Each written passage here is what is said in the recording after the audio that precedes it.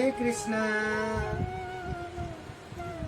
कुछ और कथा चर्चा करते हैं भगवान के बारे में। बहुत जीवन में जरूरी है, बहुत शांति खुशी मिलती है।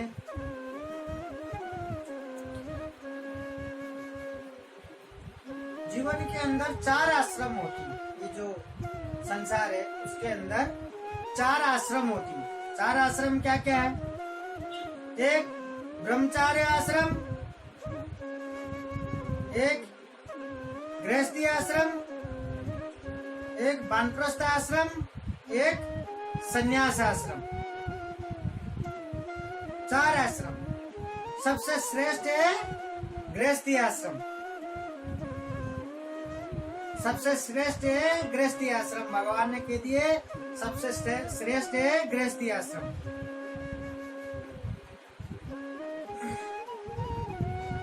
25 बरस होती है ब्रह्मचार्य आश्रम। ब्रह्मचार्य जो आश्रम है वो 25 बरस होती है, 25 साल तक होती है ब्रह्मचार्य आश्रम। और गृहस्थी आश्रम जो है वो 50 साल तक है। 50 साल तक क्यों कहा गया गीता के अंदर? 50 साल तक क्यों? मतलब इसका मतलब ये कि 50 साल में गृहस्थी आश्रम से मुक्ति हो जाओ, गृहस्थी से मुक्ति हो जाओ। वो कैसे? 50 साल में क्यों गृहस्थी आश्रम से मुक्ति हो जाओ? 50 साल होने के बाद आपके जो बेटा, आपके जो बेटी ये होती हैं, 50 साल उम्र तक तो बेटे को भी ब्याह दे देते हैं, बेटी को भी ब्याह दे देते हो, फिर भी आप फंसे रहते हो गृहस्थी के अंदर। आप इस गृहस्थी के अंदर, दुख के अंदर, माया जाल के अंदर खुद ही पकड़ के रखते हो, छोड़ना नहीं चाहते हो। आपको किसी ने पकड़ नहीं रखा, आप पकड़ के रखते हो। ठीक है, गृहस्थी जीवन श्रेष्ठ है भगवान ने कह दिया, लेकिन गृहस्थी तब तक है आपने गृहस्थी कर लिया, हो गया आपका ब्रह्मचार्य उम्र चला गया, उसके बाद गृहस्थी में प्रवेश कर लिए, ब्याह हो गया, आपके ब्याह होने के बाद आपके बच्चे हो गए, बच्चे होने के बाद आपको जीवन में जो करना था उनको बड़ा कर दिया, पाल लिया, बड़ा करके उनको शादी ब्याह कर दिया, आपने घर बना लिया, सब काम कर दिया आपने, तो ये 50 साल तक उम्र तक हो जाता है। तो जब हो जाती है तो उससे मुक्ति पाओ, उन जंजाल में फंस के उसमें मतलब उसके अंदर रहो मत, उन दुख पीड़ा से ही मतलब आसक्ति मत रखो उसके अंदर से, तभी शांति मिलेगी। मतलब ये नहीं कि छोड़ बाहर के घर बाहर चले जाओ, वो नहीं है। इसके अंदर रह करके मतलब उसमें मुक्ति पाओ, सब चीजों से फ्री हो, आनंदमय हो, किसी चीज में लगाव नहीं रखना, सब चीजें आपने कर दिया, आपको जो करना था, फिर उसके अंदर क्यों फंसते? जैसे कीचड़ के अंदर कमल की फूल उगता है, कितना खिलता हुआ, कितना सुंदर दिखता है एकदम, लेकिन वो उगता कहाँ है? कीचड़ के अंदर रह करके भी वो फूल होता, कमल पवित्र होता। उसी तरीके से आपको गृहस्थी के अंदर ये काम करने के बाद वैसे ही आपको बाहर निकालना है। आप क्या करते हैं? आप पकड़ के रखते हो, आपको छोड़ना है, धीरे धीरे इन सब चीजों को छोड़ना है, छोड़ करके आप फ्री होना है। आपको ये करना होता है गृहस्थी के अंदर। परिवार में रहो, लेकिन उनमें अटैचमेंट, आसक्ति नहीं होनी चाहिए, उन सब चीजों से दूर हटो, तब आपको शांति मिलेगी, मुक्ति मिलेगी झंझट से, चिंता से, दुख से। मतलब आप तो यूं लगे रहते हैं कि भाई पोता पोती उनके जीवन तक भी आप लगे रहते हैं, ये सब आपके काम नहीं है। बच्चे शादी कर दिया, वो बच्चा अपने पोता पोती को वो संभालेंगे, आप उनमें भी घुसे रहते हो, परेशान होते रहते हो। ये सब चीजें आपको ध्यान रखना होगा जीवन के अंदर। तो भगवान ने हर तरीके से गीता के अंदर हर तरीके से बता दिए, तो उस चीज के लिए ध्यान रखने होंगे आपको। तो एक छोटा सा कथा है, बहुत सुंदर। गंडकी के नाम से एक नदी है, वो गंडकी के नाम से नदी नाम क्यों दिया गया उसको? नाम है गंडकी। उसका एक कथा है, एक गंडकी के नाम से एक वेश्या थी, एक गंडकी के नाम से एक वेश्या थी। वैसे का काम क्या है सबको मालूम है। एक बार क्या हुआ, एक गुरु महाराज टकराए उनके सामने, बड़ी सन्यास है, गुरु महाराज है वो, उनके आमने सामने हुए। तो वो गंडकी वैश्या क्या कहती है कि मुझे मुक्ति के लिए कुछ आप मुझे रास्ता बताइए कि क्या करना है जो मुझे मुक्ति मिल जाए और मैं कुछ एकदम मुक्ति पाना चाहता हूँ, इन पापों से मुक्ति मिल जाए मुझे। तो गुरु महाराज कहते हैं कि तू ये लाइन ही छोड़ दे तो मुक्ति मिल जाएगा। ये जिस लाइन में है तू, जो काम कर रही है तू, ये लाइन छोड़ दे। बोले नहीं वो तो नहीं छोड़ सकता, मेरे कर्तव्य है, मैं उसी कुल में जन्म हुआ हूँ, मेरा काम ही है दिन रात ये काम करना।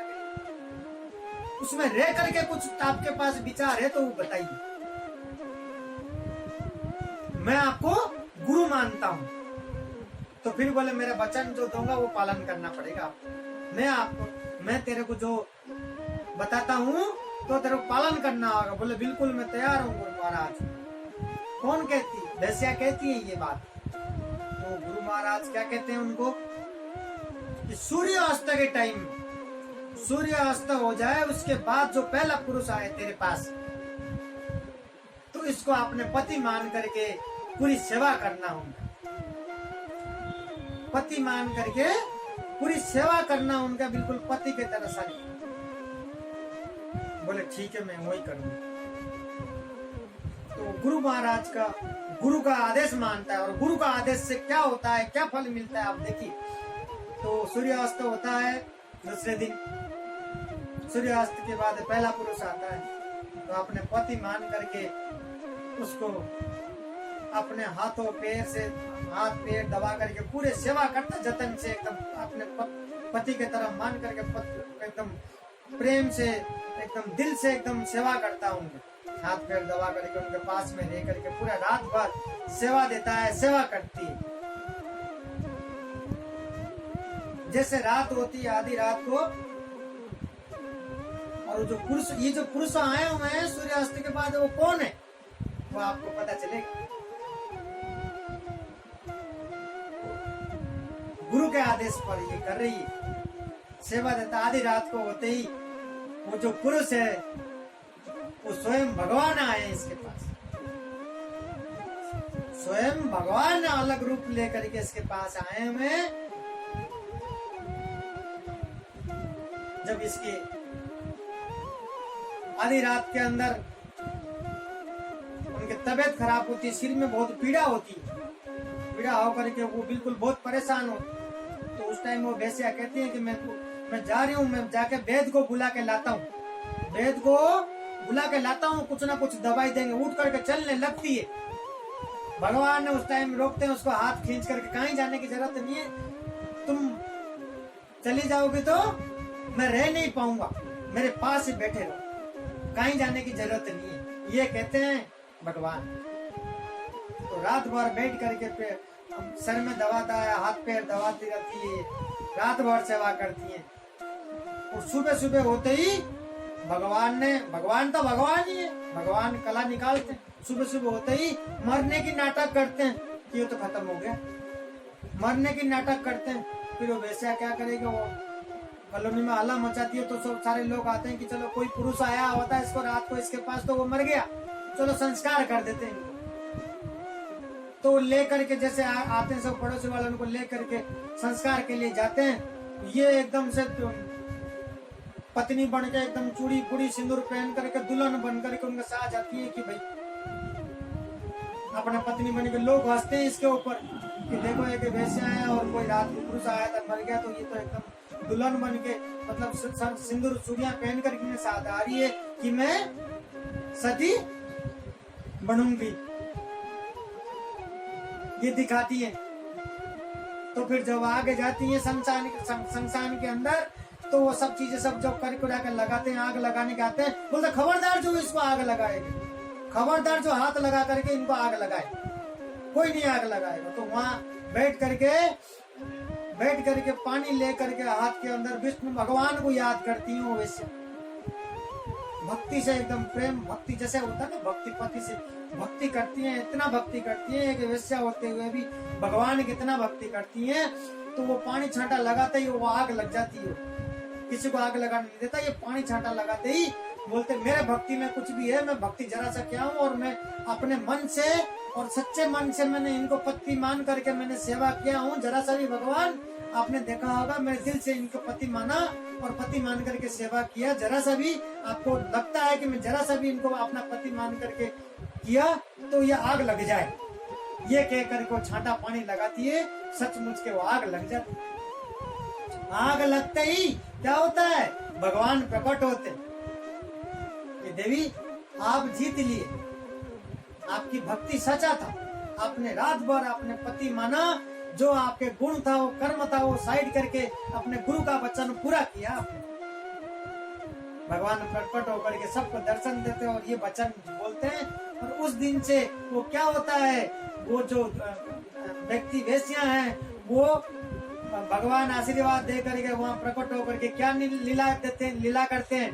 वो वेश्या जो है उसका नाम गंडकी है, वो नदी बन जाती है उस जगह पे, और जो भगवान है वो सालग्राम बन जाते हैं। जो सालग्राम होते हैं आपने देखा होगा, काले काले पत्थर की जैसा भगवान है। वो गंडकी जो वेश्या है वो नदी बन जाती है। आज उस अभी भी वो नाम है गंडकी नदी है, वो वेश्या थी, वो नदी बन जाती है और भगवान सालग्राम बन जाते हैं वो नदी के अंदर।